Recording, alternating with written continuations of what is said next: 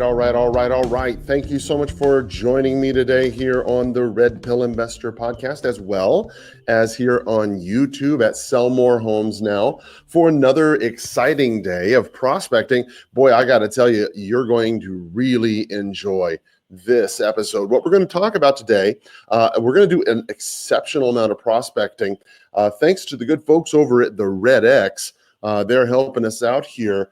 They're help sponsoring what we're doing here, and I am very grateful to them. You might want to check them out. Go over to their website here. I'm going to provide a link for you here before too long. You'll be able to save $149 on a setup if you want to go ahead and dial like I do. They're certainly a good company to consider. Now, what we're going to discuss today, along while we're calling our pre-foreclosures and our for sale by owners, our expired listings and canceleds, tomorrow, maybe even the next day, we're going to even add for rent by owners, and we're going to start calling them too. So you'll be sure to go ahead and hit the like and subscribe button. If you're joining us on iTunes, you'll definitely want to go ahead and give us a shout out there. Give us an honest review. That's all I would ask. This week, we're definitely going to make mention of you here on air. So we'll give you a shout out if you'll help me out by giving me your opinion about the show. Today, we're going to discuss a lot of the biggest news. This show is going to be a little bit longer. If you don't have time to sit here and watch me for an entire couple hours while I prospect, I certainly understand that. I would recommend that you go over to the redpillinvestor.com. You'll find a podcast there where you can go ahead and listen to it in between appointments, and hopefully you'll be able to pick up a couple tips and tricks that will help you in your business. So today, let's go ahead, get started as we always do on the right foot. Make sure we get this day and this week started out properly by taking it to the Lord in prayer. Lord, thank you so much for this day. We are very grateful for everything that you've given us. We're grateful for our health. We're grateful for our families. We're grateful for the health of our families. Lord, all the good things you give us, we're exceptionally grateful for. Lord, we're just asking that this week you'd help us to go forth to help people in our communities, to help them face the problems that they're facing, Lord, in real estate. Help us to use our skills to help them so that they can escape whatever problems they're having with minimal trouble and to avoid having to fall into the snares of working with people who don't care about them as much as we do. Lord, we'll just ask that all these things you'll be able to accomplish in Jesus' name. Amen. So let's go ahead and get started with our dialer. If you're joining me here on YouTube, feel free to go ahead and hit me right there on the comment section. I see a couple of you folks joining me already.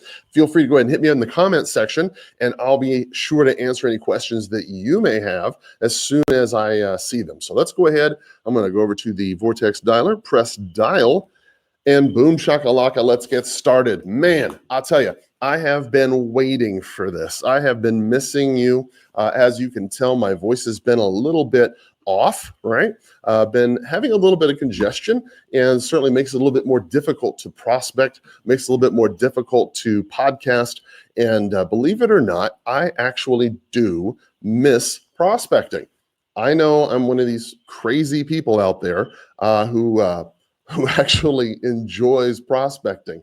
Believe it or not, after 20 years of doing this, I've just got used to it. I've really become used to the fact that people are going to pick up the phone, and sometimes they're going to be happy and sometimes they're not. I've become accustomed to the fact that, many times it's not going to work out. But I also recognize that the times that it does work out, whoo, boy, hallelujah when it does, because man, you're able to make some serious money for really helping some people. And a lot of times they're very grateful for what you do. One of the... Hi, you've reached Frank Coates with Whole Foods Market. Please leave a message and I'll get back to you as soon as I can. Thanks, and have a good... So last week,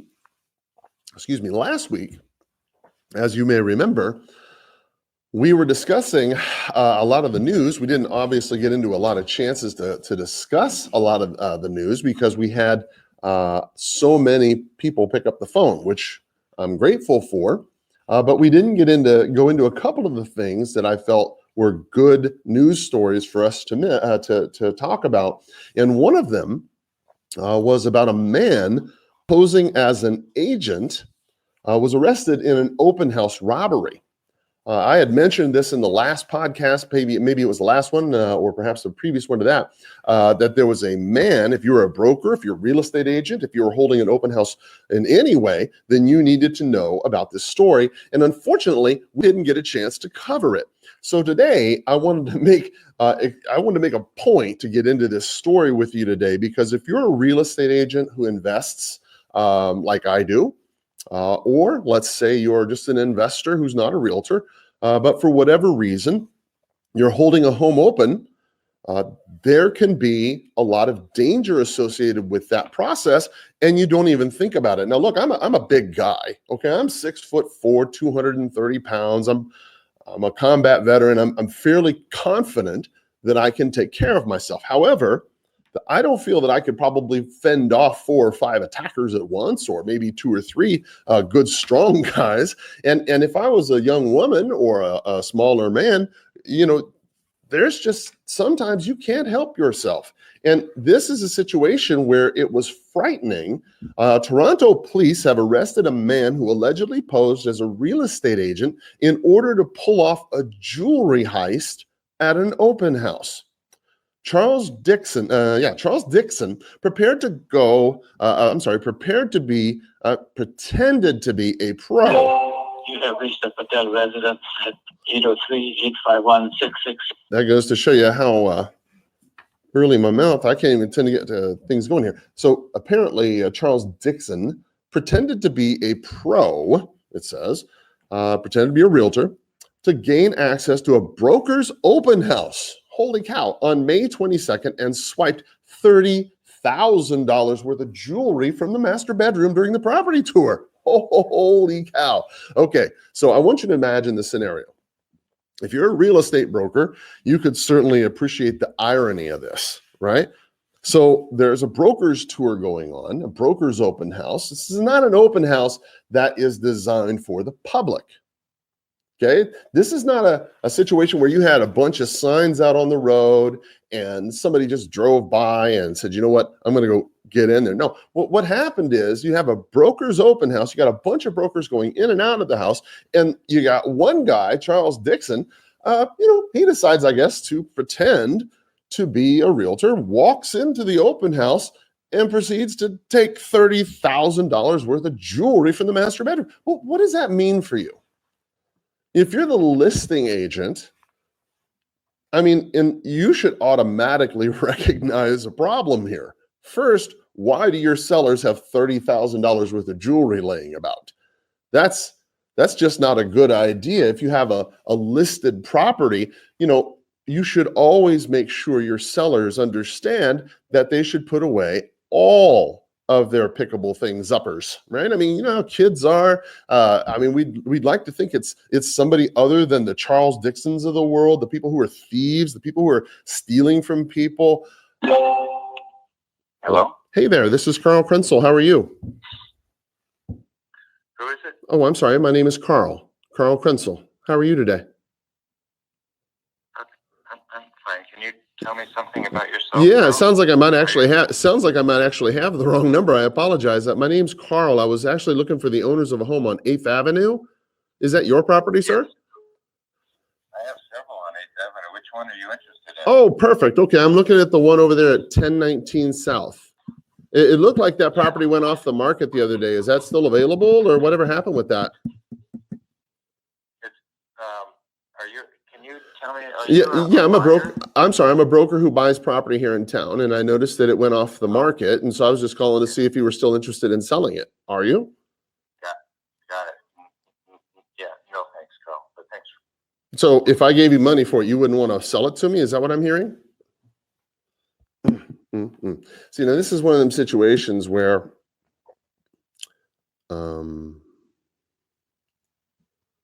you've got somebody who's probably not all that motivated, is what I'm kind of gathering here. And that's quite all right. So in any event, as a listing agent, you should contact your sellers. You should tell your sellers at the time of listing, listen, if you've got things that are easily picked up, things that you could, foreseeably see a child walking in and saying, oh gosh, this is pretty, and then taking it and putting it in their pocket and walking home, that's stuff you'd probably want to put away. Rings, jewelry, prescription pills, firearms, things of that nature you want to secure prior to people coming to your property. And it's true that a homeowner has every right to expect that that their home would be secure from a thief, and that's certainly true. However, it's just a little easier, I think, if you know that you're going to have your home open to people. It would just be a lot easier if you get rid of these things. Turns out that Dixon has been charged with one count of being unlawfully in a dwelling and theft over $5,000. Police are also investigating other incidents to determine if the man has duped other victims. I guess the way that it worked, the way that he got caught, is that while the home tour was going on, the homeowners were there, obviously, which further indicates, this is a broker open house. As you know, on a broker open house, on a broker tour, it's probably a tour from the company. The company says, hey, we're going to bring a bunch of our agents by, between right after our company meeting, we'll be there at, between 9 and 10 or something like that. The homeowner usually hangs out. But if this was, say, a regular property showing from a regular agent hey, this is Carl Krenzel. How are you today? Good. How are you? Well, I'm better than I deserve. Thank you. I think I've got the wrong fellow, though. I was looking for Frank. Is Frank around? Nope. This is Chuck. Oh, gosh. What a shame, too, because you sound like a really nice guy. You sound like a really nice guy. All right. Well, listen, Chuck, you have a great day, okay? Yep. Thank you. Bye-bye. Okay. There we go. So Frank is the guy that I always say, it sounds like, I got the wrong guy. I'm looking for Frank. Frank is the one that I always say, if I look at this and I can see that I've got the wrong person, in this case, the fellow Chuck that we just talked to had a manufactured home here in town, and he was in a little trailer park area there. And that is not something that I can really deal with. Hello? Please press 5 to have your call connected. All right. Hang on. There we go. I think that's going to get... Directors. Hey, Carl Krenzel, how are you today? Good. I can help you. Yeah, I'm not sure if I've got the right person. I was looking for the owners of a property on Delano Street here in Tucson. Is that your property? Oh, man, dude hung up on me. See, this is something else, I'll tell you.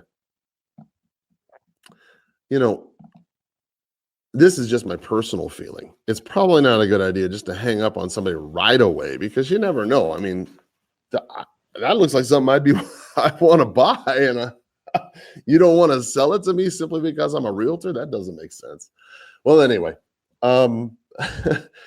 so in this particular case, you can tell that this was a broker open house, and it said that when the homeowners approached Dixon to question him during the open house, he fled the home. So here it is. Everybody's having a broker open house. They're walking through the property, and I don't know, maybe the jewels are left out. Maybe mama's jewels are left out on the counter in the living room, in the bathroom, bedroom. I don't know. And for whatever reason, homeowner comes walking by, looks and sees that apparently the jewels are missing, and starts asking this guy about them. Maybe, hey, hello? Oh, hi there. This is Carl Krenzel. How are you today? Hello, Mr. Hi, can you hear me okay? I'm sorry? I can. Oh, sorry about that. Oh, no. Yeah, no worries. My name is Carl Krenzel. I'm not sure if I have the right person. I apologize. I was actually looking for the Aguirres. They own some property over there in Casa Sedobis. Is that your property? Well, yeah, that's my father's. I'm Erica Aguirre. That's my father is Fernando. Oh, okay. I'm a broker here in town. Is that property still available for sale, or did he sell it, or whatever happened with that? I do not know, honestly. Which property is it exactly? It's 6675 6675. Casas Dobas. Okay, and in Tucson, right? The house. Yeah, yeah. I believe it's still available. Okay, all right, no problem. I'm not sure how I got your number, but all right, no worries. Well, listen, I appreciate you. I know that is really weird. I mean, I can get you. So, were you interested in the house? Yeah. I was just calling because it looked like I've been sick for the last couple of days, and it looked like it went off the market. And I was just calling to see if he still was selling it or what the status of it was. And do you happen to know? I've got a couple different numbers for him here. Let's see. I've got. I can actually get you in contact with, I believe, the realtor. He's a friend of ours. Oh, okay. And you can get in contact. Well, what I can do is I can just look it up on the MLS. That's no problem. If I can just look it up on the MLS, it's no big deal. All right, awesome. Well, thank you. All right, you're welcome. And I'm sorry, what was your name again, Carl? Yes, ma'am. It's Carl. Okay, it's a beautiful property. I hope you. That's what I'm looking at. Yeah, it looks beautiful. Okay, great. Yeah, it's amazing. Yeah. All right. Okay. Yeah, thank you. Get in contact with Mr. His name is Robert Moreno. No problem. Thank you. All right. Thank you. Bye. Bye-bye. All right. So they, Number that does not accept solicitation. So they had, I guess, confronted the fellow with this missing jewelry, and they called the police, and I guess they had somehow detained him. Perhaps I guess he fled the home, but in any event, they got the fellow, and that was that. So when you're holding an open house, keep an eye out, look around, make sure, even though, we'd like to think that everybody is on the up and up, but gosh, that's just not the way life works. So you want to make sure that the people that you talk to definitely have the ability to show the property to people who are real people. Make sure they're not in there just casing the joint out. Okay, so let's move on. Definitely got a piece of really good news for you. If you're a realtor here, as you know, we've been watching the market the last few days. We've been watching how the reports have been showing that the prices have been going up, but they've been going up incrementally. And even now, after the first quarter, we've seen that prices have started to dip in some areas. And one of the things that as a realtor, implicitly, the thing that prevents people from buying properties is this feeling that something else is better on the way, a better home, a lower interest rate, whatever it may be. And so if you've got buyers on the shelf, if you will, if you got people who are kind of thinking about it, then you want to let them know, hey, check this out. Mortgage rates have dropped to new 2-year lows, right? And this is as of, I printed this out yesterday. This actual article comes from Freddie Mac. Was dated the 9th of June, said that the 30-year fixed rate was 3.82%, a 15-year fixed rate was 3.2%, and a 5-year hybrid ARM was 3.5%. Now, certainly that comes with a half point on each, pretty much. But when you think about it, they said that this marked the 6th consecutive weekly decline for mortgage rates, leaving some borrowers wondering, how low will they go? And I think that's a legitimate question. With the average rate for a 30-year fixed mortgage at 3.8%, this is the lowest it's been since 2017. That's September 2017. That is an incredibly long period of time. So there's a lot of people looking at this, like myself, and perhaps you. I mean, if you've been in this business for any period of time, you can see how this 3.8% is a ridiculous. Call has been forwarded to an automated voice messaging system. Is a ridiculously low amount of interest. I mean, that is practically giving the money away.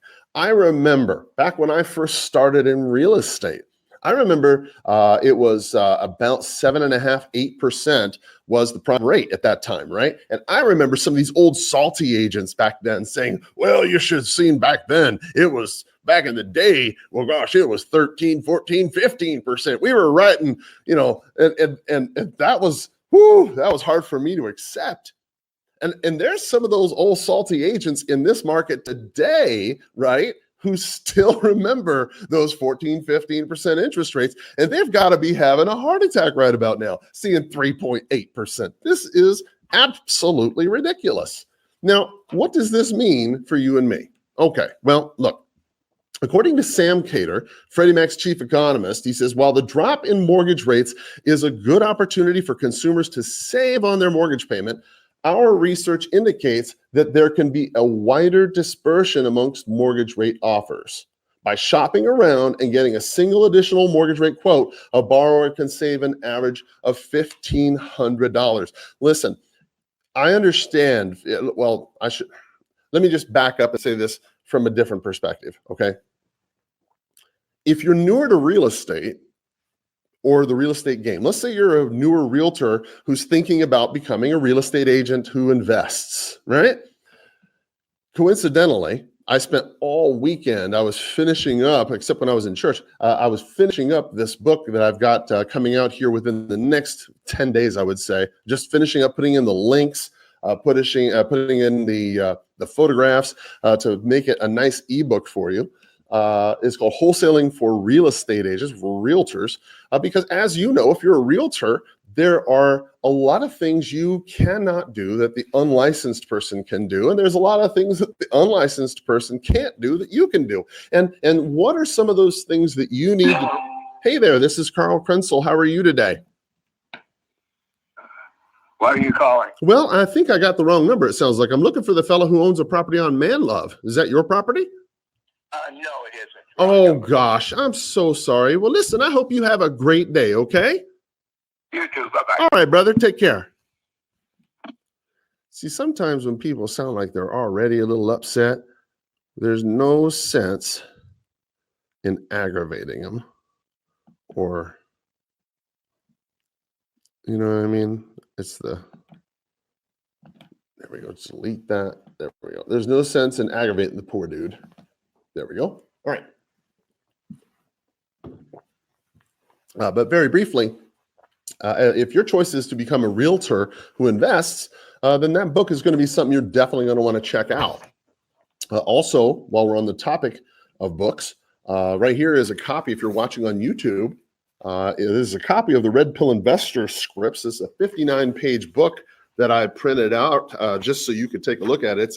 It's an ebook that you can download from my webpage at theredpillinvestor.com, where you can definitely go get a copy of this book. And essentially this ebook will is all the scripts that you need, flipping or assigning properties, for rent by owners, for sale by owners, lead follow-up, all the questions that you need to ask, things about the presentation, the pawn shop presentation, how to go ahead and make a presentation, all of these things, along with links directly to items in the podcast where you can either see or hear me do this. And so it'll not only put it in a writing form for you, but it'll also go ahead and put it in an audio form in your podcast so you can hear.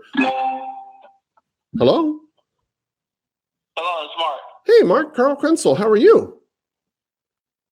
Who is this? I'm sorry, my name's Carl Krenzel. It sounds like I've got the wrong person. I was looking for the owner of a home on Deer Crossing. Is that your property? I own it. Oh, very cool. Off the market. So. Yes, sir. I noticed that actually. Right. Yeah, I was actually calling to see if you were interested in selling it. Are you? If somebody makes me an offer. Okay, well, that's actually why I was calling. I'm a broker who buys property. About how much would you want for it now that it's not on the market? About $420. About $420? Okay, how much is it worth? Yeah. About $450. Okay. Can't seem to sell it for that. So $420. Okay, I'm curious. Why do you say if it's worth $450? I gave you the number. Make me an offer if you want it, or just remove my name from the list. Oh, okay. I'll be getting 1,000 calls. I bet you have. Right? I bet you have. Hey, real quick, why is it worth $20,000 more than Zestimate says it is? Well, because of the view. Okay, that's make legitimate. Me an offer okay. Or remove my name. Okay. And when would you want to close by? As soon as possible. Okay. When's a good time for me to come out and take a look at it? Well, you what's your name? Yeah, no problem. My name is. I'm not going to waste my time if you're not a serious buyer. Well, I don't want to waste my time if you're going to be if you're not going to be a serious seller. I don't want to waste my time. Well, I'll tell you what. If you know all the information on the property and everything. How do I know it doesn't smell like cat piss? Interested. I'm sorry? Yeah, how do I know it doesn't smell like cat urine? Yeah, it does. All right. It does? Thanks, guys. Oh, okay. Well, I'm not interested. Does. All right. Well, thank you. Have a great day. Bye-bye. See, one of the things I think that you really want to one of the things you really want to consider when you're talking to people, right? People have this impression as though that they can just talk to anybody anyway, and then it's going to result in a positive result for them. And that's not the way life works.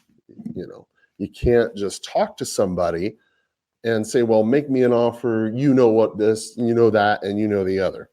That's not the way homeowners and home buyers really actually operate. And so you can clearly see, and clearly, I mean, he's, hello? Hello? Oh, hey there. This is Carl Krenzel. How are you today? I'm good. I'm not certain if I have the right person, so I apologize in advance. I was actually looking for the owners of a property over there on Secret Canyon. Is that your property, sir? Which one? Oh, I apologize. 7518 North Secret Canyon Drive. It was recently on the market. Yeah, that's me. Okay, perfect. All right. Well, again, my name's Carl Krenzel. I'm a broker here in town. I'm curious, is that property still for sale, or what's the story with it, if I might ask? It's not for sale. It's not for sale. We're not selling it. We had envisioned maybe selling it if somebody paid us the price that we were asking, but no, we're not a seller right now. I understand. Okay, no worries. I'm curious, if you had sold it, where were you going to go next? Were you staying here in town, or were you taking off? What was the plan? Yeah, staying in town. Oh, yeah, okay. Town. Okay. And so just hypothetically speaking, if someone, I mean, I don't know, if somebody came to you, I don't know, 3 weeks ago, and how much were you asking for the property? 3.2. Okay. If somebody had come, I don't know, 2-3 weeks ago and offered you 3.2 for that property, would you have sold it? Yeah. Yeah. I mean, obviously, that's why it was on the market. And hypothetically, and I don't have anybody, I don't want to lie to you, but if I did have somebody, let's say, who'd pay you 3.2, 2-3 weeks from now, would you still sell it to them? We might. We would certainly consider it at that point. But, Okay. But we're not going to actively market it for sale. Yeah, no, I understand. Yeah, so it sounds like what I'm hearing you say is you're still interested in selling it. It's just you don't want to go through the hassle. Maybe. I mean, somebody paid our price. We've recently invested a lot of money in the property and done a lot of upgrades. And if somebody paid us that price, then we consider selling. It's relative to what Don Baker paid for the house, or relative to what he put into the house, and relative to what we put in the house. It's still a bargain at that number. So anyway, if somebody did, so be it. But we're not going to be an active seller. So, Carl, if you had somebody in your back pocket, at 3.2, we talked to them. All right, fair enough. And one last question. You've been super honest with me, and I appreciate that. Do you happen to know anybody offhand who's got an unwanted property that I could buy for cash? No. Okay. Nope. Well, I appreciate you taking a second anyway. Listen, I hope you have a great day, okay? Talk to them. Thanks. Bye. Now, I wasn't going to push that fellow particularly far because it looks like as though they just bought that property about 1.5 to 2 years ago. I was doing some research while he was sitting there talking, and it looks like they purchased the property about 18 months ago or so. So it's not really of a good value, I should say, for me to try and contact them and deal with them on that level if they're not going to be that interested. $3.2 million is a great property. However, that market is not exactly on fire here in Tucson. Hello? Hello? Oh, hi there. This is Carl Krenzel. How are you today? What you want, Carl? Well, I'm not sure if I have the right person, so I owe you an apology. Are you the lady who owns that property over there on Star Galaxy? No, I'm not. I'm the mother of. Oh, okay. Well, gosh, we're not interested in doing anything. No problem. Well, gosh, I'm sorry I interrupted your day and got the wrong person. That's certainly not what I wanted. Okay, so you're saying that they're not wanting to sell. Is that correct? Correct. We're staying here. Oh, you're staying there? Oh, okay. No worries. Well, a quick question. At what price do you think would they consider being a seller? Never. Thank you. Well, God bless you. I don't blame you there. That's a beautiful. She hung up on me. All right. No worries. Let's see. I'll take that as a not interested. Bammo. Okay, good.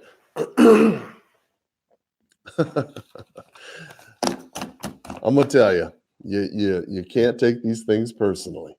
All right. So anyway, back to Sam Cater over there at Freddie Mac. He's talking about, the borrowers can go out there if they're shopping around a little bit.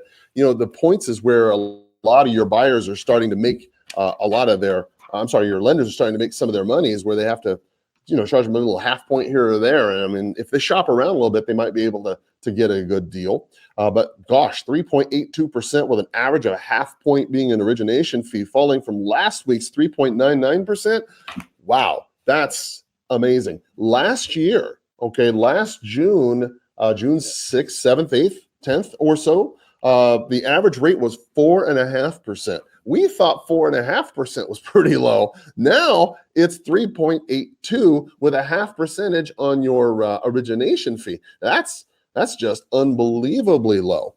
So you'll definitely want to let your clients know if they're in the market to buy, this is in fact the time, because holy cow, when you look at it in perspective, that's amazing. Okay, so I'm going to jump into some perhaps bad news, maybe some scary news. So I hope that you'll,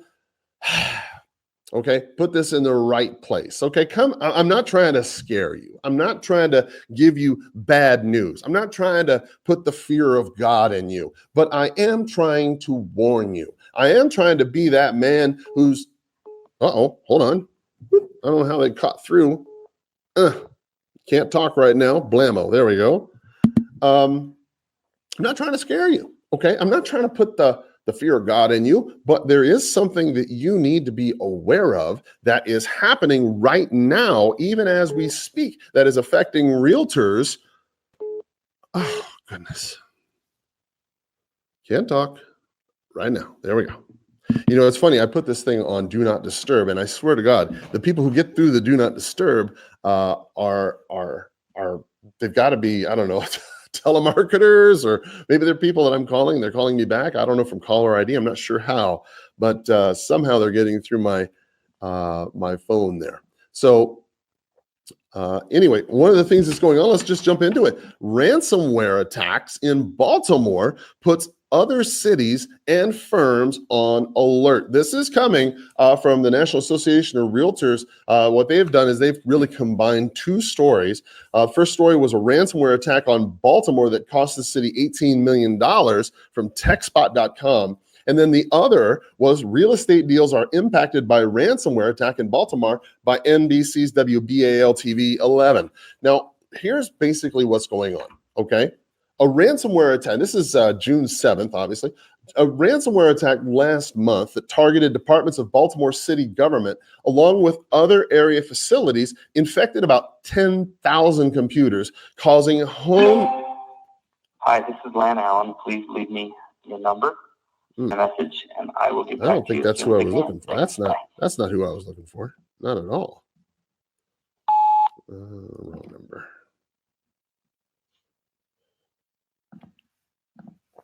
There we go. Okay, that was the wrong number for that fellow. If you are satisfied with your message, press 1 to listen to your message. Press 2 to erase and re-record. Press Press 3 to continue recording where you left off. Press message erased. There we go. At the tone, please re-record. There we go. Okay. So moving on. There we go. The ransomware attack, government along with other facilities infected about 10,000 computers, causing home sales to be delayed during the busiest home buying season of the year. Uh-oh. Think this through. Okay, I don't know where you're from, and I don't know what city you live in. If you're listening to this on the podcast or you're watching this on YouTube right now, and I see a couple of you fellows right now writing thank you or watching, thank you so much. I appreciate you. Think about this. Just a what if. Stop what you're doing right now, unless you're driving, of course. But think this for just 1 second. What would it look like if there was a ransomware attack on your city that infected 10,000 computers that delayed home sales during the busiest time of the year? What if every one of your home sales right now, what if every one of your pendings was now delayed? Oh my God. Where would you pay your bills? Where would you get the money? How would you pay for your transactions? How would you pay your car payment, your house payment? What would it look like if all of a sudden every pending deal you had got frozen and you couldn't close any of them? How would that affect your business? I can tell you it's painful. I've had it happen to me. I remember when... Hi, you've reached Whitney. Sorry I've missed your call, but if you leave your... I remember back when the market was doing very poorly, the market crashed, I was on top of the world. I was representing Deutsche Bank, One West, Bank of America. I was representing a lot of the banks in their foreclosure department trying to sell their REO properties. And let me tell you, money was good. Things were great. In a crashing economy, I knew this was coming, and that's why I prepared myself to get into the REO business. And if you look on my YouTube channel, you'll see a YouTube channel or a YouTube video that says how to get into the REO business. That's exactly how I got into the REO business. And I knew that the crash was going to come. I just knew that it was coming. I sold everything I had. I was in the REO market at the right time. I had everything going for me. I was making money hand over fist. I couldn't spend. Call has been forwarded to an automated voice messaging system. I couldn't spend it fast enough. I went to the Caymans a couple times. I went on a boat cruise. I spent all the money. Let me tell you. And then the thing I did. Hi, you've reached the voicemail from Linda. Leave a message and I'll get back to you as soon as I can. Thanks. The thing I didn't count on was the greed of the federal government. I'm sorry, of the bankers that were foreclosing on the homes. They would foreclose on properties before they had permission to. They would foreclose on properties that weren't even theirs. They did all kinds of financial crimes. And I didn't even anticipate that would happen. And when it did, then the federal government stepped in righteously and froze everything, all the closings. Nobody is selling anything. That's what they said. That was difficult. It froze all my pendings. And let me tell you, that is a difficult thing to do. Baltimore Mayor Bernard Jack Young says that all the city's services remain open since May the 7th attack that encrypted city networks, but many departments, including municipal payment and finance systems, are still facing issues and relying on, quote, paper documents and manual workarounds. More than 1,000 pending home sales have been delayed due to the cyber attack on the city systems. If you're in Baltimore, if you're a real estate agent in Baltimore, if you're a real estate investor in Baltimore, I'm going to say a special prayer for you tonight, because this is horrible. I have been where you are, and trust me, that's not fun. God bless you. God help you, because look, there are people in this world who do these cyber attacks, and that affects not only the people in the city, the people in the county, it affects you as a practitioner and your customers and your clients. Now, maybe, okay, you're thinking, okay, great. That's why I save my money. That's why I keep my money and I'm ready. And in case something like this happens, well, I've got money in case it does. But what about your customer? What about your client? They're counting on this money to close. They're counting on the deal to close. And in a cyber attack, guess what? They can't close. Scary. We've called all the expireds. Now we're going to move over to the pre-foreclosure list. We're going to keep talking about this ransomware attack here, but I just wanted to, if you're following along on the podcast or if you're following along on YouTube, we're going to go ahead and switch up to the pre-foreclosure list. So what you're going to hear me say now is a little bit different because these people here are in a lot of a different situation, and they may or may not be in a position for us to do anything with. So we're just going to kind of play it by ear and see what happens. So let's go ahead and get this sorted out here. One of the things I would definitely encourage you to do, if you have not done so already, I would definitely encourage you to go ahead and contact me at theredpillinvestor.com and download some of our scripts that you can get. The scripts version 5.0 is free. I mean, you can just download that straight from my Dropbox. Or if you want to go ahead and get the version, as I mentioned, that has all the links to it, to the podcast, then you can just, support us by paying $10. You'll get a free download. Well, you'll get the download for $10, and you'll have a bunch of podcasts that are linked into it that'll help you as well. So let's go ahead and get calling these pre-foreclosures right now. Press dial. Again, this is coming to us from the Red X. We'll have a definite link in the system that you can go ahead and contact them and save $150 on your setup fee by going through our website. We'll have that set up for you here this week. You'll definitely want to hang on and use that. That will get you some money and it'll save you. Let's go ahead and press dial. Bam. All right, now we are dialing pre-foreclosures while we're continuing to talk about this issue of a ransomware attack in Baltimore. It says that the attack, which encrypted all of the data on the affected users' computers, left city employees unable to use email, shut down its payment systems on its property tax portal, and it put real estate transactions in the city on hold. It says that the city was unable to process deeds or deeds of trust for recording purposes. Call has been forwarded to an automated voice message. And that the deed... the city was also unable to issue lien certificates.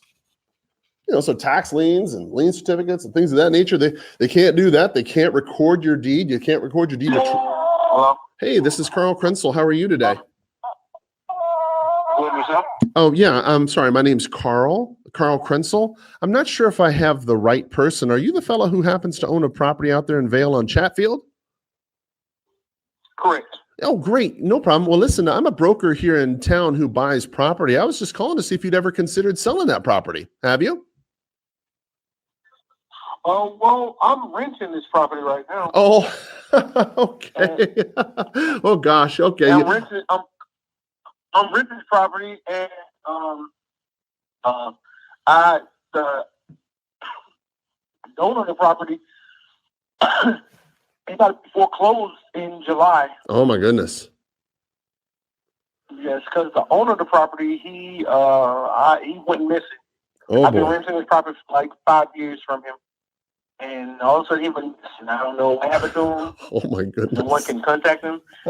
So the property is going to be foreclosed in July. Holy cow. So what happens now? Are you guys buying a property, renting it out, renting another property? What's your plan? Well, that's the thing. We've been here too long. We don't want to move. But we are. We went through a bankruptcy, so we wasn't able to buy at the time. Right now, I'm still within the realms of my bankruptcy. So I cannot buy. Okay. I would like to continue till I'm able to buy. Right. So, like I said, I'm hopefully the person who purchased the home from the foreclosure they want to continue to rent until I'm able to buy. Okay. All right. Okay, cool. Well, listen, I appreciate your help. Thank you very much. Okay. All right. Thank you. All right, buddy. Have a great day. Take care. Bye. Bye-bye. All right. So let's see here. We're going to dispose of this as there. There we go. Okay. There we go. Keep going. All right. Let's see here. Yes. So the ransomware attack was unable to process deeds of trust, or issue lien certificates. It says the widespread attack has also affected hospitals, ATMs, factories, and many city services. Hackers have demanded a payment of 13 Bitcoin per computer to decrypt the locked computers, which is approximately $100,000 each, if you're going to, I guess, compare Bitcoin to cash. Baltimore has not paid the ransom, but Jack Young, the governor, hinted this week that he is considering it to start moving the city forward. First of all, Mayor Young, Jack Young, look, I understand. He says that the city has lost 18 million. Your call is being answered by an automated attendant. If you know your party's extension, press 1. To use our automated name directory, press 2. If you would like to speak with an operator, press 0. Thank you for calling. Okay, I don't want that. All right. Jack Young says that the $18 million in estimated losses includes $8 million that has been lost in deferred or lost revenue while the city was unable to process payments. The tally is likely to rise, he notes. Call has been forwarded to an automated voice messaging system. First of all, okay, if you pay any money, Bitcoin, wampum, shekels, copper pieces, whatever you give to a hacker or anyone who's holding you hostage, you can guarantee that it will happen again. It'll happen again because you've incentivized a person to do it. You've made it financially viable for them to do it. If you are stupid enough to give someone $100,000 per computer, whatever, that 13-bit. Hello? Hi, this is Britt. I can't get to your call right now, but please leave me a message and I'll get back to you as soon as I can. Sounds Have like a great this one's day. the wrong number there.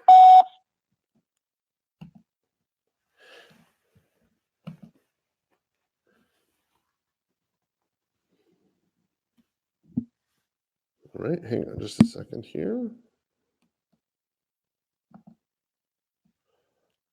Let's see. All right. So if a company, I'm sorry, if a county or a city or anybody like that is stupid enough to pay a hacker 13 Bitcoins per computer to decrypt a locked computer, well, guess what? You've incentivized them to do it, and they'll do it again and again and again and again, and they'll never stop, and they'll do it to somebody else. This is why you do not allow people to do to hold you hostage. It doesn't matter if it's a city in Bitcoin or if it's you and your business. You don't allow anyone, not a client, not a customer, anybody, a boss, anybody, to hold you hostage in your business. You cannot allow that, because if you allow somebody to do that, then they'll do it again. It says the attack is under investigation by the FBI. A similar but smaller attack on city networks occurred last year in Atlanta. The city spent $2.6 million to recover from the incident and refused to give in to ransom demands from attackers. That's honestly, that's the only way you can do it. You cannot realistically expect that you're going to pay people money and they're going to leave you alone. And Baltimore, God bless you. I mean, I'm going to pray for your agents. I'm going to pray for your investors. I'm going to pray for your city. You need it. But bless God, do not give in to the demands of a hack. Hello? Hello. Oh, hey there. This is Carl. Hi, this is Carl. How are you? I'm fine, Dad. What's up? I'm not sure if I've got the right fellow. I was looking for the owner of a property on Placida de Coronado. Is that your property, sir? No, it's not. Oh my gosh, I'm sorry. All right, listen, since I got you, all right, wrong guy. Let's see here. All right, and keep on going. Good deal. Yeah, you can't let people do that to you. That's just a bad way to go. Okay, so let's jump into another good story here for us. If you're watching on video, if you're watching on YouTube, this is coming to us from Realtor.com. The home flipping popularity returns, but don't expect high profits. Oh my goodness. Says, this is from Adam Data Solutions here. Home design TV shows may be inspiring more consumers to take on a house flipping venture for themselves. Hello. Oh, hi there. This is Carl Krenzel. How are you? Oh, just fine. Who's this? No problem. It sounds like I might have the wrong number. My name's Carl. I'm looking for the owner of a property on Canyon Shadows. Is that your property, sir? Oh, wow. I don't even know what Canyon Shadows is. No, no worries. Well, listen, since I've got you anyway, do you happen to know anybody who's got an unwanted property that I could buy for cash? No, not that I know. No problem. Well, listen, I appreciate you taking the time to think about it. I hope you have a great day, okay? Thank you. Sorry for the wrong number. Bye-bye. Okay, bye. Mm-hmm. So I'm not particularly worried about these numbers right here being wrong because these are pre-foreclosed numbers and these are a little bit older. And so some of these properties may have already been foreclosed. The list itself is going to get better. I'm going to talk with the good folks over at the Red X here a little bit later on today, and they're going to finalize and sort of target more specifically what I'm looking for as far as pre-foreclosures for rent by owners. They're very easy to work with. I've worked with a lot of systems. I've worked with Mojo. I've worked with Vulcan. I've worked with, let's see, who else? Sales Dialer. I worked with them. And I have to be honest with you, out of all the places that I've worked with the Red X the longest. They were, I believe, the second place that I don't know, they were the first place I actually worked with. Way back in the day. And I have to be honest with you, they are probably the easiest to work with as far as their service. Their service people are super easy to work with. Plus, I would say that they also have the best data. It's a little bit more expensive, I will grant you, but it is certainly worth it. You can save a buck or two when you go to another firm, but the data is not going to be the same, and the information, the numbers are not going to be all there. And many times it'll be very difficult for you to work with. The thing I really like about the Red X is their multi-dialer as well as their Vortex contact management system. It certainly makes it a lot easier for me to cross-reference and check, for example, people on the pre-foreclosure list. If, let's say, hypothetically, they were for sale by owner, and they are also on the pre-foreclosure list, which one of these for sale by owners is, then they cross-reference them. So I know when I call them that, hey, this person is not only a for sale by owner, but they're also on the pre-foreclosure list. And so I just click a button here and I can see what exactly is the situation, how much they owe, when they're going into foreclosure, when the date is, and it puts it into one place on your contact management system. And for me, that is super helpful because I'm going to be honest with you. I mean, I'm pretty good with computers, but I'm not always that good at understanding where things need to go. And anything you can do to automate the process for me just makes it a lot easier for me. So let's get back to this home flipping popularity. It says that home design reality TV shows may be inspired. Your call has been forwarded to an automated voice messaging Another system. voicemail. We're just not going to get the chance to finish that story. It says that in the first quarter of the year, this is according to Adam Data Solutions. This is says that the U.S. home flipping rate reached a 9-year high in the first quarter of. Hello? Is this Oh, hi. Not sure if I've got the right person. I apologize. My name's Carl. Carl Krenzel. I was looking for the owners of a property over there on Elm. Is that your property, sir? Who's this? Yes, sir. My name is Carl Krenzel. I'm a broker here in town who buys property. And I was just calling to see if perhaps you folks had ever considered selling that property. Have you? Oh, you got the wrong number, sir. Oh gosh, I'm sorry. Okay, well listen, since I got you anyway, do you know anybody who's got an unwanted property that I could buy for cash? Okay, so one of the things that I like to do with a pre-foreclosure, there we go. One of the things I like to do with a pre-foreclosure, I like to act dumb. I mean, it's not too hard for me because I am pretty dumb, but when you think about it, and you act dumb and you're like, hey, this is just Carl. I'm a broker here in town looking to buy a property.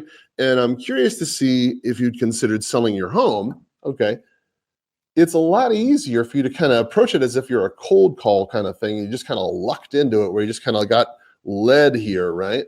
As opposed to you saying, hey, I noticed that you're on the foreclosure list. You're going to lose your home. But the person I mean, all those sorts of things probably not a good approach, right? So sometimes I've found it's just a little easier with a pre-foreclosure that you approach them like you didn't know. And, they don't always have to know everything you know, right? I mean, there's no reason why you need to let them know that. So it says that in the first quarter, 49,000, we're talking the first quarter of this year, okay? This is 2019. Remember how we were talking about how the prices, according to Zillow, had kind of, they'd slowed down and then in the first quarter started to kind of tip over. It says that in the first quarter, 49,000 and hello. Please leave your message for. Says that 49,049 homes were flipped, representing 7.2% of all home sales during the quarter, the highest home flipping rate since the first quarter of 2010. The report shows. Now, researchers define a home flip as a property that was bought and resold within 12 months. Now, understand a fundamental difference between the investors of today, the real estate investors of today, versus the real estate investors of, say, 2005, 6, 7, 8, right? 4, 5, 6, 7, 8, 2004, 5, 6, 7, 8, those investors were speculative investors most of the time. Those were investors that would go out and buy properties that were brand new at new construction. And then by the time... Your call has been answered by a via IP office, extension 4.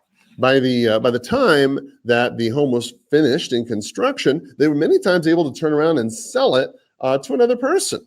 And, that would work out as a $10,000, $15,000, $20,000 profit or more to them. And it didn't really require anything but time. And of course, things to go up, right? Now, fast forward to where we are today. People who are investing today where you are, many times are rehabilitation type investors. And a rehabilitation type investor is the kind of person who many times uses this concept of other people's money. Again, nothing wrong with it. Other people's money, gets a hard money loan, a hard interest loan, spends... Hello? Hello? Oh, hi there. This is Carl. Hi, my name's Carl Krenzel. How are you today? I'm okay. How are you? I'm better than I deserve. Thank you. I'm not sure if I have the right person. I was looking for the Stingleys. They own some property over there on Linden Street. Is that your property, ma'am? It is not. Oh, gosh. Okay, I got the wrong person. That is my family, though.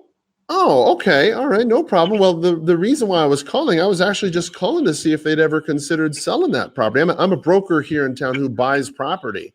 Do you know if they'd ever considered selling that property? No. My mother is nearing 100 years old. Oh, God bless her heart. To live her last days. Well, we couldn't pry her away from that property. Well, let's hope that's a good long time. Well, God bless her heart. Yeah. Well, good for her. Well, listen, since I got you here anyway, do you happen to know anybody else who's got an unwanted property that I could buy for cash? I do not at this time. No worries. Well, listen, I appreciate your time and I hope you have a great day, okay? Thank you. Thank you. Bye-bye. All right. Okay. So let's see here. Go. And we'll just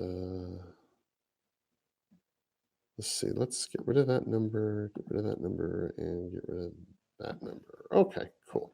There we go. Perfect. Let's see. Yeah, so the investors that are buying today, obviously, are rehabilitation buyers, buying things with hard money loans, hoping that... Burner & Company, this is Christine. Oh, hi, Christine. Carl Krenzel, how are you? I'm good, how are you? I'm better than I deserve. Thank you. I'm not sure if I have the right person. This sounds like an office. Is that correct? It is. Oh, Yes, boy. Okay. I was actually looking for the owners of a property on Shining Moon Way here in Tucson. Okay. Do you know anything about that? Well, I know it's one of my boss's properties, yeah. Oh, cool. Okay. Well, I'm a broker here in town who buys property. I was actually just calling to see if he'd ever considered selling it. Do you know if he's considered selling that property at all? I don't know what the current status of the property is. Okay. I can take your information. Yeah, please, if you don't mind. If he's interested. Yeah, please, if you don't mind. Okay, go ahead. My name is Carl, Karl. Okay. My last name's Krenzel, Kren, as in November, Tzel. Kind of a weird name, kind of like pretzel with a K. And my phone number here is a local area code, and it's 403-6227. Okay, who are you with? I'm a broker here with Sotheby's International Realty, but I'm looking at buying it on my own. Okay. All right. I will run it past him and have him call you if he's Wonderful. interested. Thank you so much. Appreciate your time. Have a great day. Take care. You too. Bye-bye. Bye-bye. Okay, let's see here. Right. Let's see, left a message. There we go. Okay. There we go. All right. So, yes, home investing. So, thank you for calling the locksmith. As you know, many people are buying properties with the intent. Let's see here. I don't want to do this, and I don't want to do that. Let's just do this. There we go. With the intent to buy them and to do a lot of work to repair them. So they take out a hard money loan, do the work, and then turn around and sell it on the MLS, typically for a higher profit. That is okay, but hoping that the market keeps up and is continuing to appreciate, that's what gives you the ability to make a profit. Okay, so it's really important that you understand if you're just getting into real estate investing, especially if you're a realtor who's watching this or listening with the idea that, you know, I've got this interest in getting investing and getting into it, then it's important you understand, okay, that in a market that is, hey, this is Carl Krenzel. How are you today? I'm pretty good. I'm not sure if I have the right person. I was looking for the owners of a home on Tuttle Avenue. Is that your property? Nope, you got the wrong people. Oh, gosh, I'm sorry. Well, listen, since I got you anyway, do you know anybody who's got an unwanted home I could buy for cash?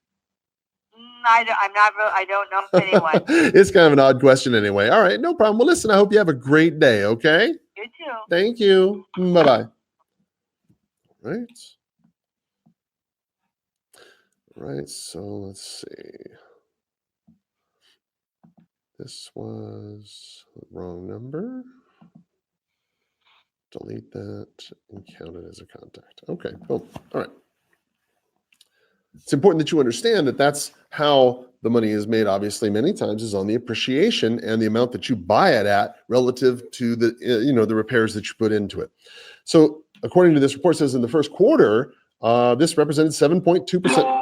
Hello? Hey, this is Carl Krenzel. How are you today? I think was it? No, this is Carl again. Was it just you that I just spoke to? It is. Oh, gosh. I thought I deleted your number. I apologize. Okay. I'm so sorry. No, it's not. But you spoke to me on a different phone. But it's oh, gosh. Okay.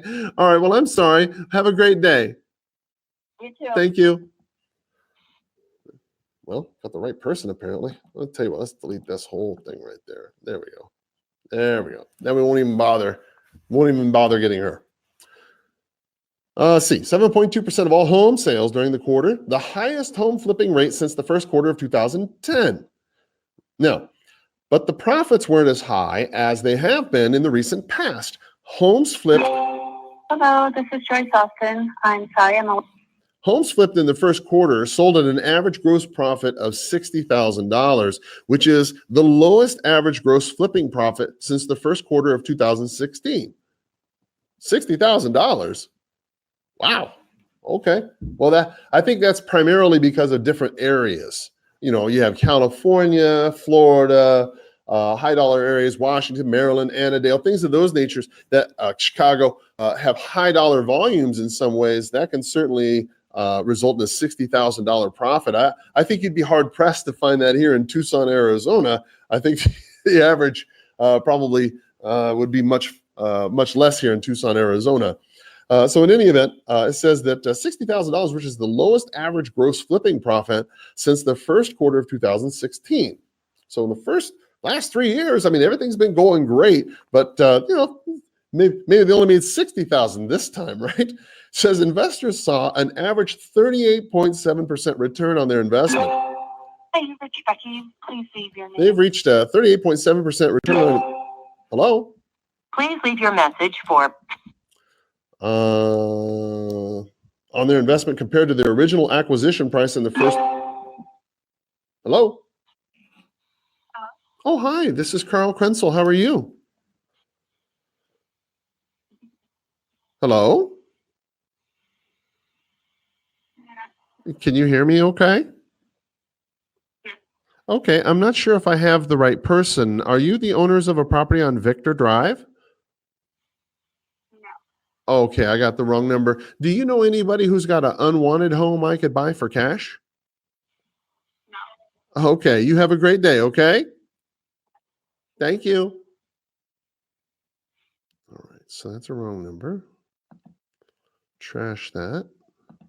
Count that. Resume. Boom. Okay. Let's see here. The investors saw an average 38.7% return on their investment compared to the original acquisition price. Hello? Hello? Oh, hi. This is Carl Yes, Krenzel. Yeah, hi. My name's Carl Krenzel. How are you? Good. I'm not sure if I have the right person. I was looking for the owner of a home over there on Victor Drive. Is that your property, sir? Yes, sir. Oh, wonderful, wonderful. Well, my name's Carl. I'm a broker here in town. I was actually just calling to see if you'd considered selling your property at all. Have you? No, not right now. Oh, really? Yeah, I hear you. That's a nice looking property right there. About how long have you lived there? Like 20 years. Oh my goodness, 20 years. Holy cow. I bet you've seen a lot of changes, huh? Yeah. Oh my goodness. Where'd you move from? Were you here in town when you moved out there? There wasn't much out there then. Yeah. You know, I'm working right now. Oh, okay. Hey, real quick, at what price would you become a seller? What I say, I'm working right now. I'm sorry. Yeah, no problem. At what price would you consider? No problem. All right. Well, let's see here. Keep on trucking here. I'm not sure what it is, but it seems like every time I'm sitting there trying to read this particular line that the phone goes right into the thing, right into a pickup. So, please leave your message for. Caught me that time. I was about to do it too. 38.7% return on the investment compared to their original acquisition price in the first quarter, down from 48.6%. So they were making 48% return on their investment last year, and this year they're making 38%. So they lost 10%, okay, of their average of their average return on investment. Okay, so how do you as an investor, how do you as a realtor? Hello. Hey, this is Carl Krenzel. How are you today?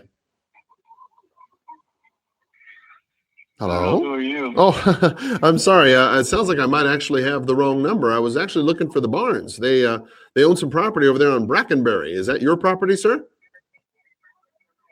No. Oh my goodness. Okay, you don't own a property here in Tucson? What do you need to know? Well, I was just curious to see if that was your property, if perhaps you would consider selling it. Do you happen to know of anybody else maybe who's got an unwanted property that I could buy for cash?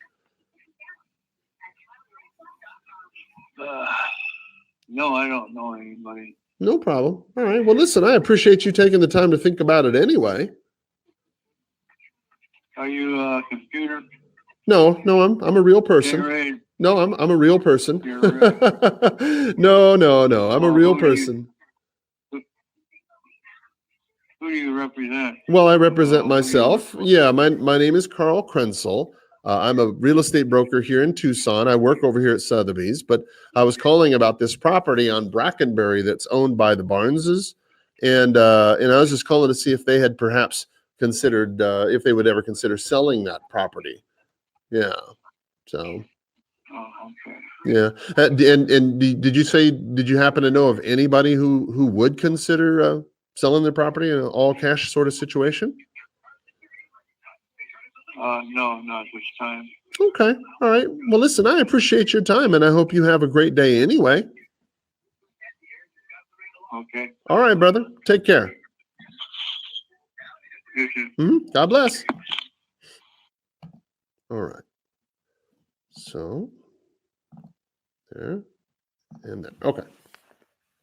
So how do you as a realtor who invests, as a realtor who wholesales, as an investor, how do you use this information about the return on investment decreasing over a year in a presentation? How do you use that to a customer in such a way that it would be beneficial to not only you, but to your customer, your client?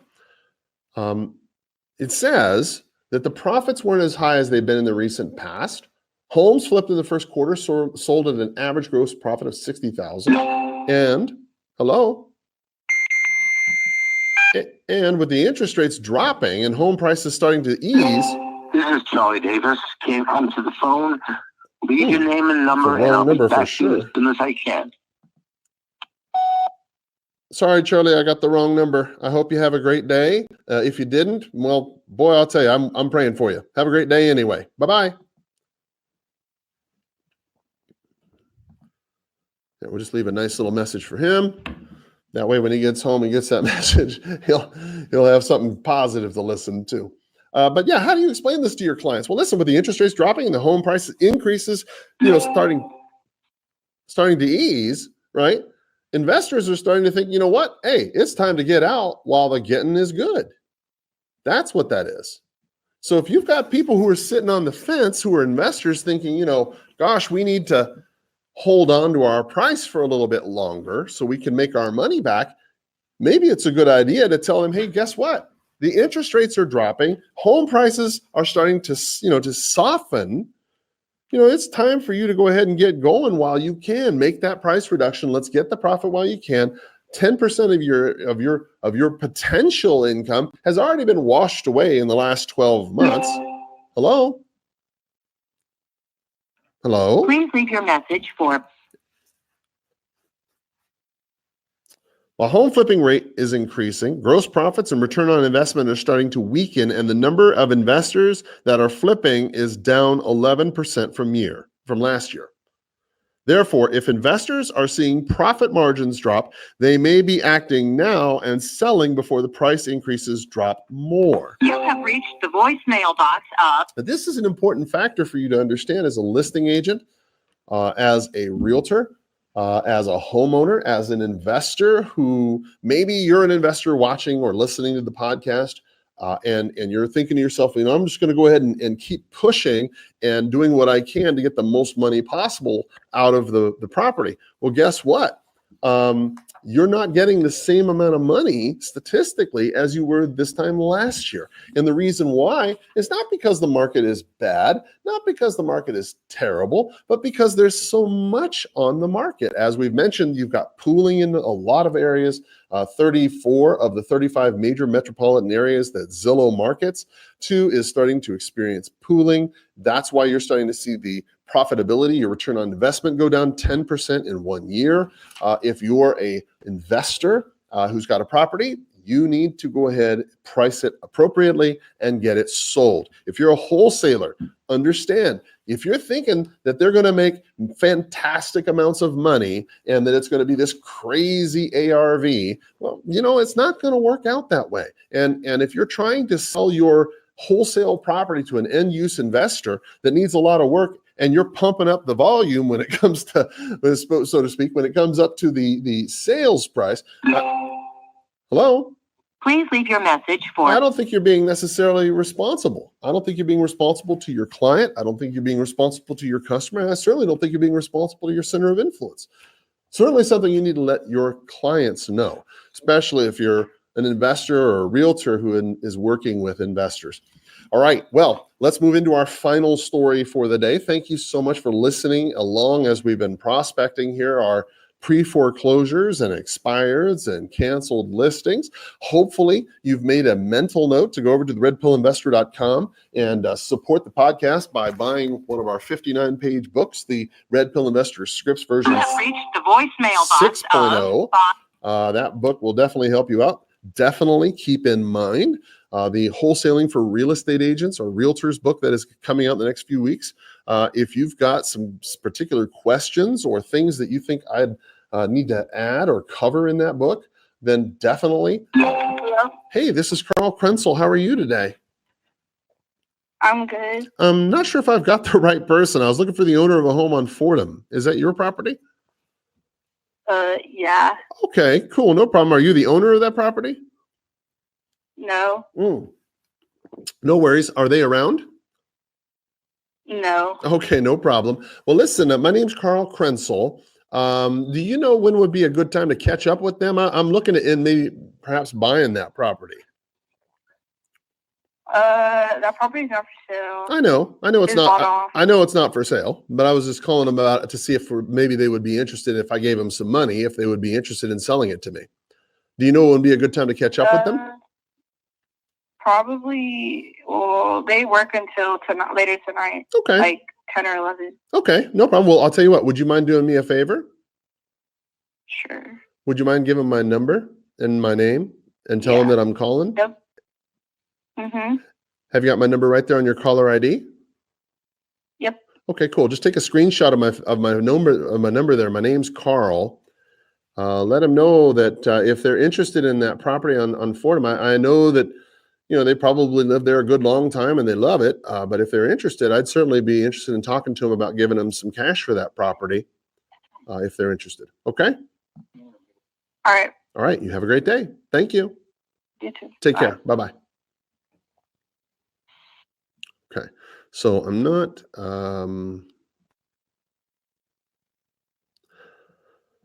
going to count that as a contact.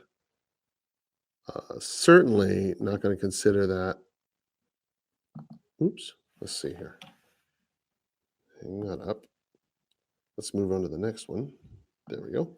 Not going to consider that a potential or anything like that, simply because that property is I think I was just looking at the Zillow amount on that, and I don't think that home's worth anywhere near that. And it's that area I know very well, and it's I'm not going to lose my sleep if her dad doesn't call me. I mean, I think that's their daughter, I think. So just by the tone of her voice, it doesn't sound like she's an adult. So in any event, we're going to go ahead and jump. Hello? Hey, this is Carl Krenzel. How are you today? Good. How are you doing? I'm better than I deserve. Thank you. I'm not certain if I have the right person, so I apologize. I was actually looking for the Peregrinas. They own some property over there on Baker. Is that your property, sir?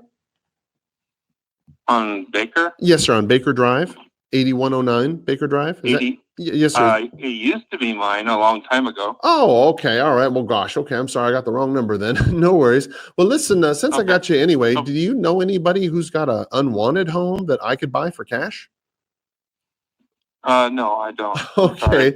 No problem, my brother. All right. Well, listen, I hope you have a great day. Okay. You too. Thank you. Stay Bye. out of the heat. All right. So Let's see, wrong number. Yes and yes. Okay. Many of these people right here might have already been foreclosed, and that's just because these numbers are a little bit old. I'm not sure I've not completely gone through them. I'll be honest with you. Okay. So our final story for the day says your buyers are losing sleep over moving. Now, this is something you want to think about, right? If you're a realtor or an investor, you have to be aware that it is difficult. Hi, this is Carl Krenzel. How are you today? Hello? I think I sound too much like a recording on that one. There we go. Boom. If you're a realtor or an investor, you have to be aware that it's becoming harder and harder to keep a deal together. It's not uncommon for people to get a DFT or deal fall through or whatever you might call it in your local marketplace. But it's not uncommon for people to put a home under contract and then have the contract fall apart for some reason that the deal just doesn't come together. And many times it's because your buyer isn't thinking properly, right? It says that healthy sleep. The number you have dialed is not in service. Please check the number and try again. Okay. Let's see here. All right. Healthy Sleep, a firm that researches sleep quality, surveyed more than 1,000 Americans who moved in the past year to learn how the move affected their sleep and how they eventually got a better night's sleep after their move. Okay. Says 64% of the respondents, that's 640 out of 1,000 people, 640 families, 640 people, 640 buyers. How many buyers did you sell a home to last year? That's a lot of people. 640, that's a lot of buyers, right? Said that 640 people said that their sleep quality was affected by moving to a new home. I believe it. I mean, buying and selling real estate is a stressful business. I get it. Said 34%, 340, I guess, said that they slept worse after they moved. 46% said they slept less immediately after moving. Just one poor night of sleep can cause significant changes to your brain and body, but after numerous days of poor sleep, it can take weeks to fully feel recovered, the study says. Well, that's not surprising at all. I mean, when you think about it, moving can bring on a lot of stress, and that can impact your sleep quality. And if more than half of these people are saying that they're having problems with their sleep and that they can't sleep because of stress,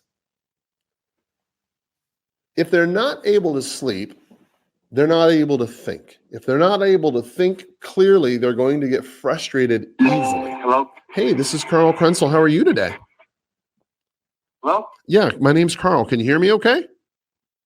Yeah. Oh, okay, cool. For? Yeah, no problem. My name's Carl Krenzel. I'm not sure if I've got the right place. I'm looking for the owners of a home on Southbrook. Is that your property?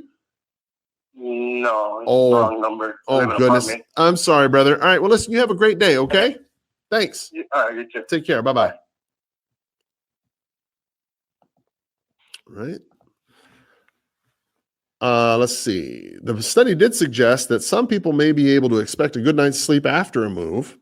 For example, the type of home people relocated to had significant impact on the quality of sleep.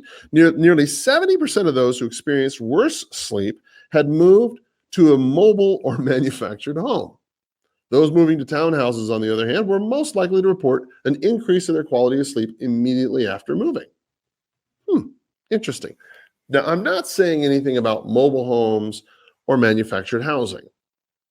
However, it is important for you to recognize that if you sell these types of products, mobile homes, manufactured homes, if you sell these products, okay, it says that 70%. Hello? Hello? Yeah. Oh, hi. My name's Carl. I'm not sure if I've got the right person. I was looking for the Hernandezes. They own some property over there on Century Drive. Is that your property? No, I see. All right. Call him back tomorrow. It says that 70% of those people who experienced worse sleep had moved to a manufactured or mobile home.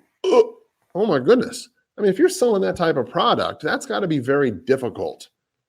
I mean, that's really got to be very difficult for people if they're moving into that. Maybe they're afraid of the new community. Perhaps maybe they got security concern. What your concerns would be about moving into a mobile or manufactured home. I mean, if you're moving into a mobile home or a manufactured home park, perhaps I can see that. I mean, I don't know.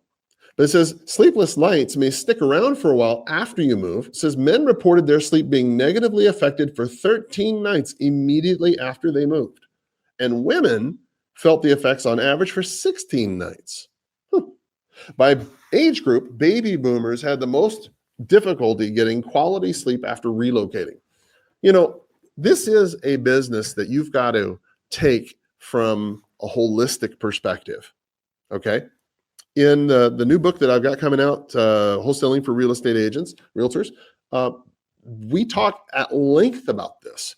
You've got to approach your business from a holistic perspective. In my opinion, if you're a realtor who invests and you're watching this YouTube or listening to the podcast, it's my belief that if you're a realtor who chooses to wholesale or invest or add wholesaling or investing to your business, your repertoire of things that you provide for your customers, then you have to think about this in a holistic way, meaning that you have to think about not only yourself and the contract and all the parts there, you have to think about your end use buyer. You have to think about what they're thinking, what they're feeling, what's affecting their thoughts.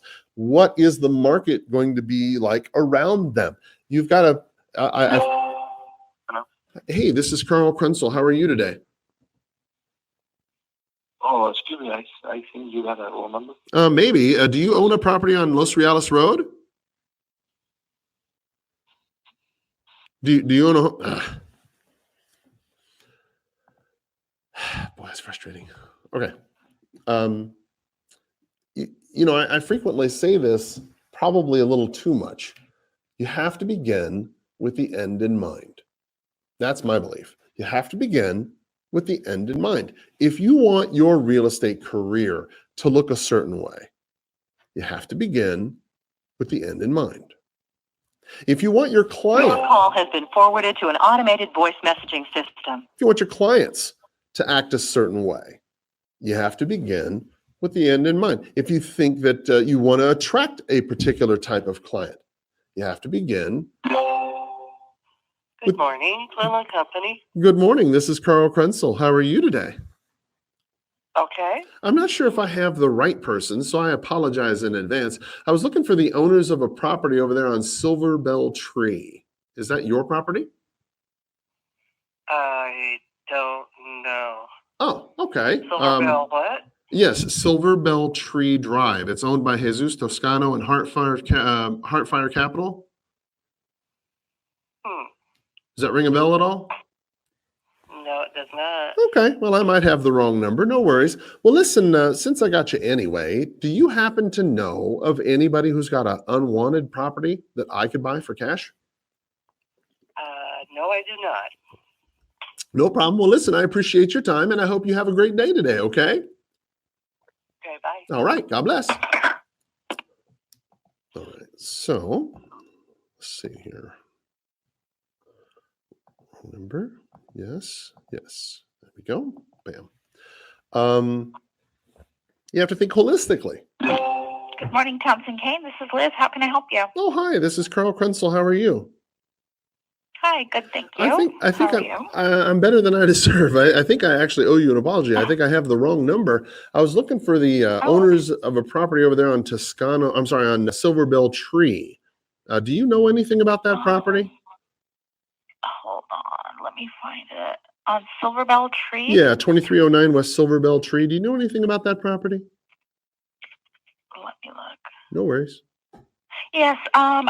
Yeah, you had some questions on it? Yeah, so I'm a broker here in town who buys property, and I was actually just calling to see if that property was available for sale or what was the current status of that property. Okay, let me get this message over to Colin. He is not in the office right now. Okay, yeah, no worries. If you wouldn't mind, just let him know that Carl had called. My number, my K-A-R-L, Carl. And K-R-E-N-T-Z-E-L. Yes, ma'am. That's the one. And you got caller ID. You got caller ID right there. Yeah, it's 403-6227. Yes, ma'am. That's the one. You're just interested in Yeah. that property? So I'm a broker here in town, and I'm calling about it to see if he's interested in selling it. So yeah, have him give me a jingle when he gets a minute. Okay. All right. Awesome. You. Thank you. Bye bye. Right. You're welcome. Bye bye. Okay. All right. So let's see here. Left a message. Okay. So move on to the next property. There we go. So as I said, you have to think very holistically about it. If you're thinking about your client, where do you want them to come from, and what do they look like in terms of, type of house, location, price range, things of that nature. And the more you think about what you want in the beginning, right? If you put the end in mind, and you start thinking it through, I think what you'll discover is you will start to make the plans, make the moves, make the actions that you need to take to get to just what you want. Many years, I have been under the belief that the best thing to do was to call everybody in your county and anybody, regardless of the price range, and just, buy volume. And I'm not so certain that that's a good way to approach business anymore. As I get a little bit older, I'm almost 50. And I got to be honest with you, I don't like driving all over the county to do business, but I do enjoy driving to a particular type of property that I've selected in a particular area that I like to work. And Hello? Hey, this is Carl Krenzel. Hello? Hi, my name's Carl. Can you hear me? No. You can't hear me? Well, all right. I'm not sure how you can't hear me, but okay. There we go. It's just a lot easier, I think, if you approach the people that you want in your business and you work from that end. So, for example, getting back to this Baltimore issue, if you could imagine your business being closed down because of a hacker attack and a ransomware attack, how would you make money? How would you make money if you can't close a deal in the city because of a ransomware attack? How would you close a deal? How would you make money? You got to have more than one way to feed yourself. You got to have more than one. The Bible says that there was 4 rivers that led into Eden, and that out of these 4 rivers, that was enough to feed early man. That it was enough for Adam and Eve that they could go ahead and survive what they needed to get. My feeling is that you need to have 2 or 3, at least 4 methods of generating income. You need to have not just your real estate, your real estate consulting too. Think that through. There's a lot of people who want to hear what you know. So you definitely want to put that out there. Let people know that you can help them in a real estate transaction in one way or the other. Maybe you've got a special skill or a special talent aside from real estate. That also helps. You don't always want to put all your eggs in one. Thank you for calling Citizens Transfer and Storage, an agent for Allied Landlines. That's not You what I may want. dial 0 at any time to reach an operator. Okay. For a free estimate, please press 1. I don't want that. All right, cool. Let's see, that's a wrong number there. There we go. You always want to have more than one.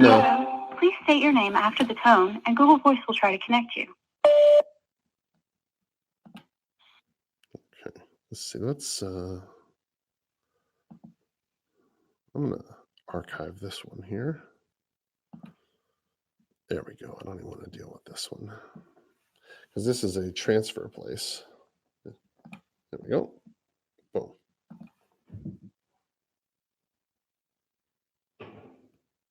See if it's... Oh, you know what? I think I got the wrong number. I was looking for Frank. Sorry. Have a great day. I know that guy. And he is not a good person. He is. As soon as I saw him, he's a fellow, he's not really an agent, but he's the kind of guy who's got multiple problems with the law for acting like an agent. And he tends to do some shady things. And I'm not really down for that. He's not my kind of guy. So I don't even want to talk to him. He's just not my guy. All right. So in any event, definitely what you want to do is you definitely want to, oh, I don't want that. I don't want this. Oh, goodness. Sorry about this, guys. It's taking me a little bit longer to get this through than I had hoped here. That I'm pressing the wrong buttons on this. All right. So what we're going to do is we're just going to go ahead and stop it right there. But essentially, there we go. All right. Essentially, what I was trying to tell you is simply this, okay? That you want to have more than one, all right? You have more than one way to go ahead and get business, all right? Don't put all your eggs in one basket. I recognize that wholesaling is definitely a good part of that. I recognize that investing and holding, buying and holding, listing, buying, selling, those are all good compartments and parts of real estate. However, be aware. Places like Baltimore, this has happened, $18 million in estimated losses. And they haven't got any one step further to solving that problem. It's already happened in Atlanta, and now it's happened in Baltimore, and other cities are on alert. It's time for you to be aware of that too, and start stacking your cash and being ready, because you never can tell when that sort of thing might hit your town. And if it does, you don't want to be that guy with your clients sitting there wondering, when the hell is this going to close? You want to be prepared, be ready as best you can, and ensure that your clients are ready and do the things they need to do to get their deals closed quickly. Guys, listen, you've been very patient with me. Thank you so much for paying attention. There's been somebody watching this entire time. Thank you so much for joining me. It's been helpful to know that I'm not alone. I appreciate everybody that's been sharing this on the podcast, on Bigger Pockets, on YouTube, on their social media, letting people know about the Red Pill Investor podcast. I'm very, very grateful for everything that everybody has been doing to help me. Thank you so much. And again, as you know about that book coming out, one quick thing, if you have any questions in particular about wholesaling as a realtor that you feel I need to change, or I'm sorry, that I need to address, then please DM me, instant mail, email me at kkrensel@gmail.com. Feel free to hit me up here in the chat bar right down there if you'd like, and I'll be sure to cover those issues as well. I think I've got them all covered. After 23 years, I think I've got them all covered, but there might be a couple that I'm missing. And if there's something in particular you want to make sure that I get, then please, I'm open to your suggestions. That book should be coming out within the next week or so. And that I think will be very helpful to many of you. Again, thank you so much for watching. And as always, I hope you have a powerful sales day. Bye-bye.